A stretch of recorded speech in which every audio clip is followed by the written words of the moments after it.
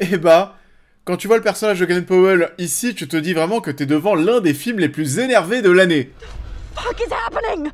Welcome to the Running Man.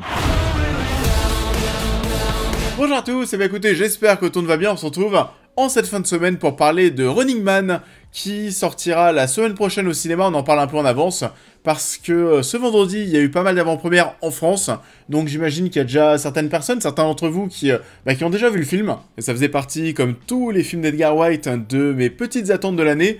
Donc, Running Man avec Glenn Powell, qu'est-ce que ça donne? Et bah c'est parti, on en parle. Running Man est le nouveau film d'Edgar Wright. Dans un futur proche, The Running Man est l'émission numéro 1 à la télévision, un jeu de survie impitoyable où des candidats appelés les runners doivent échapper pendant 30 jours à des tueurs professionnels sous l'œil avide d'un public captivé. Alors, Running Man, nouvelle adaptation après le film sorti fin des années 80 avec Schwarzenegger.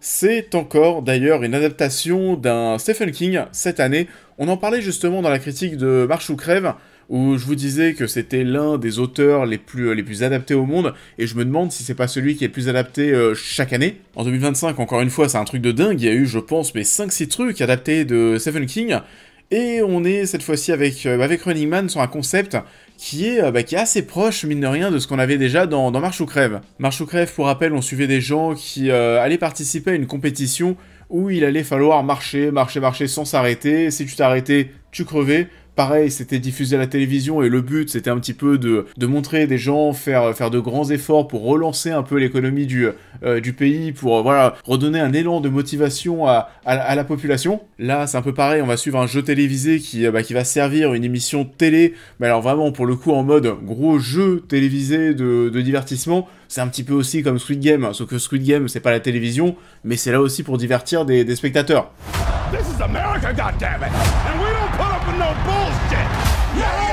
Et on suit donc ici des personnes qui doivent échapper à des tueurs, sinon c'est la mort assurée. Le livre est sorti, il me semble, il a été publié en 1982, avec les événements du livre se déroulaient en 2025, et du coup, oui, je pense que c'est pour ça que le film sort cette année. C'est certainement pour ça qu'on a voulu faire une nouvelle adaptation de cette histoire assez visionnaire, parce que mine de rien, il y a pas mal de choses qui sont retranscrites ici, qui ressemblent quand même beaucoup à notre réalité en 2025. En plus, c'est réalisé par Edgar Wright, donc oui, sur le papier, ça semblait être plutôt une bonne idée de refaire Running Man. Et en plus de ça, on a Glenn Powell. Alors Glenn Powell, encore aujourd'hui, c'est pas la gigastar qu'il va devenir très certainement dans quelques années. Et c'est pour ça qu'Edgar Wright a validé ce choix d'acteur. Il ne voulait pas d'une gigastar, de quelqu'un qui soit déjà reconnu mondialement. Et du coup, est-ce que Glenn Powell arrive à porter ce film d'action, à porter un film d'action de cette trempe? Et je dois vous dire que ce Running Man, je me suis quand même, c'est vrai, bien éclaté devant. Et je pense même, en fait, je vais aller plus loin, je pense même que ça fera partie des films préférés des gens, de beaucoup de gens, en cette fin d'année 2025. C'était amusant, c'était nerveux, c'était drôle, c'était alors vraiment ultra explosif. Et c'est pas non plus sans défaut, mais ça vaut un ticket de cinéma.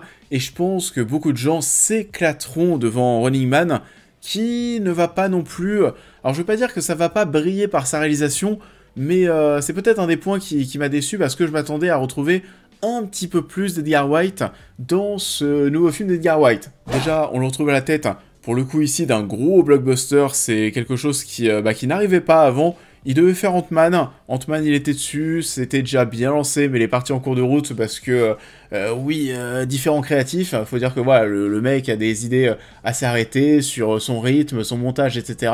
Le MCU, pour Edgar Wright... Voilà, c'est trop calibré. Il y a quand même des choses dans le film qui sont restées, tu sens, oui, que ça vient d'Edgar Wright. Toutes les séquences avec Michael Pena qui parle très très vite, qui raconte des choses, et tout ce montage là qui est mis en place, oui, ça c'est du Edgar Wright. Mais sinon ici, oui, on le retrouve vraiment derrière un gros blockbuster de cette trempe. 110 millions de dollars de budget, il me semble. Et du coup, alors... Il y a toujours, oui, des séquences et un montage qui est ultra dynamique. Des petits moments par-ci par-là qui font Edgar Wright, la présentation des règles du jeu, il y a aussi les interventions d'un personnage qui s'appelle l'apôtre, qui fait des interventions vidéo, alors là vraiment il y a du montage dans tous les sens. Là oui, on est sur le jeu d'Edgar Wright, et c'est bien barré, on a aussi des transitions qui sont rigolotes, à un moment on a la tête d'un personnage qui explose comme une pastèque, et tu te rends compte finalement que oui, on était vraiment sur une pastèque, mais la pastèque a explosé pile, vous savez, à l'endroit où il y avait une tête sur le plan précédent. Enfin voilà, il y a des transitions qui sont rigolotes comme on était en train de le dire, mais je vous avoue que sur ce point, j'en attendais un petit peu plus, mais par contre, au global, ça reste quand même un film ultra dynamique, ultra nerveux, ça pète dans tous les sens.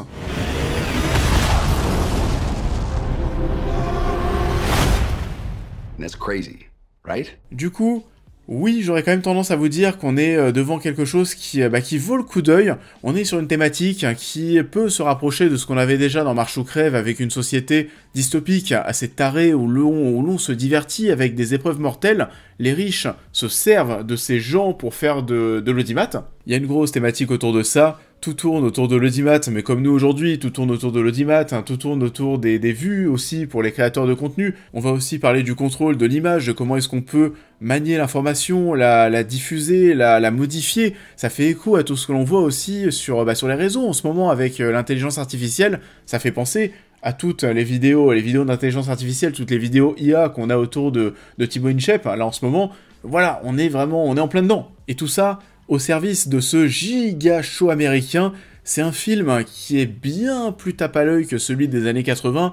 Oui, il y a plus de moyens, oui, on peut faire plus de choses aujourd'hui, mais alors vraiment, on est vraiment dans un giga jeu télévisé américain, et c'est ça qui rend le truc encore plus barré. D'ailleurs, Colman Domingo, en présentateur, il est super drôle, alors ça vous le savez, c'est un mec que j'adore, mais on a aussi Lee Pace, on a Josh Brolin, qui a un charisme fou comme d'habitude, et bien entendu, Glenn Powell, ça c'est un des gros sujets de la vidéo bien sûr. Alors, Glenn Powell souhaite s'imposer ici comme un nouveau monsieur action sur qui Hollywood va devoir compter les prochaines années. Et ça fonctionne plutôt bien, c'est un mec aujourd'hui qui peut porter ce type de projet, je pense même qu'à l'avenir il sera, je pense qu'il est bien apprécié, et oui, je pense que ça va faire partie des visages qui seront bankable à l'avenir. On est face à un beau gosse, très baraqué, il y a une course-poursuite dans le film où tu le vois torse nu, qui en fera saliver certains, c'est un mec qui a tout pour lui au niveau de sa plastique, et comme je le disais, je pense qu'il est plutôt apprécié, il a un capital sympathique qui est assez dingue, en dehors des caméras, franchement, il a l'air très sympathique comme mec, et ici, c'est donné à 200% pour le rôle, c'est lui qui a fait ses cascades, lui-même, il a dû finir le tournage, je pense, avec pas mal de bleu, de toute façon, il l'a dit, oui, c'est le tournage le plus difficile auquel il a participé, et c'est vrai que je peux pas m'empêcher de voir l'arrivée de ce mec, comme l'arrivée d'un nouveau Brad Pitt, d'un nouveau Tom Cruise. Alors, par contre, j'ai quand même, c'est vrai, quelques réserves au niveau de son talent d'acteur. Et même si là, le rôle lui va bien, il y a de nombreux moments où je me suis dit qu'il était pas très très bon acteur. Après, à voir dans d'autres rôles, l'avenir nous dira vraiment ce qu'il vaut. Là, ici, c'est vrai qu'on est devant quelque chose, on est dans un rôle qui est très excentrique, avec un personnage vraiment archi vénère, ça pour le coup je m'attendais pas à voir un rebelle comme ça, le mec fait flipper. Et ses foncements de sourcils à fond, sa gueule, ça fait des doigts d'honneur, c'est un film qui est archi vénère, presque révolutionnaire. Still here, you shit-eaters. Et pourtant avec le style du réalisateur, c'est vrai que je m'attendais pas non plus, et ça m'a plu, mais je m'attendais pas non plus à me retrouver devant quelque chose d'aussi noir comme scénario et comme univers. C'était très sérieux. Alors oui, il y a des passages qui sont assez drôles et légers, il y a des montages aussi qui vont te faire sourire, mais au global, on reste quand même dans quelque chose de sérieux, ce qui fait que tu vas être pris par cette course contre la montre en quelque sorte, et par les enjeux autour du personnage. Je pense vraiment que le délire va plaire, c'est pas un truc de guignol. C'est une histoire aussi, un projet qui est assez différente du Running Man de Schwarzenegger. Vous allez pas du tout vous gâcher votre visionnage si vous rematez déjà le film avec Schwarzenegger avant d'aller voir cette nouvelle version avec Glenn Powell. S'il y a des gens qui ont peur de se spoiler en faisant ça, on est quand même devant quelque chose d'assez différent.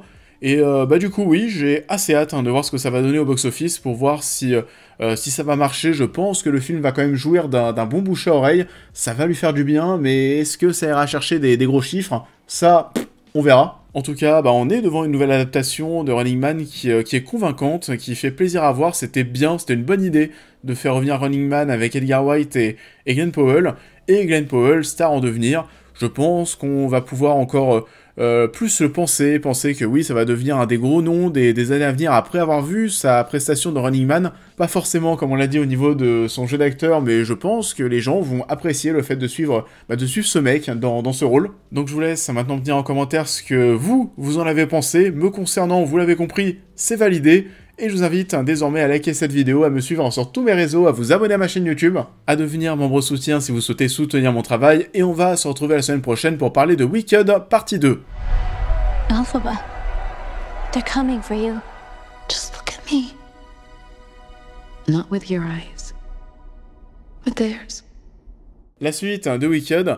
Alors ça, oui, ça faisait partie de mes petites attentes aussi de cette fin d'année, parce que j'avais plutôt bien apprécié le premier film, et j'avais surtout adoré la fin, vraiment la fin de Wicked me donnait directement envie de voir la suite. Donc je vous avoue que j'ai assez hâte de voir ce que ça va donner, on en parlera dans quelques jours sur la chaîne.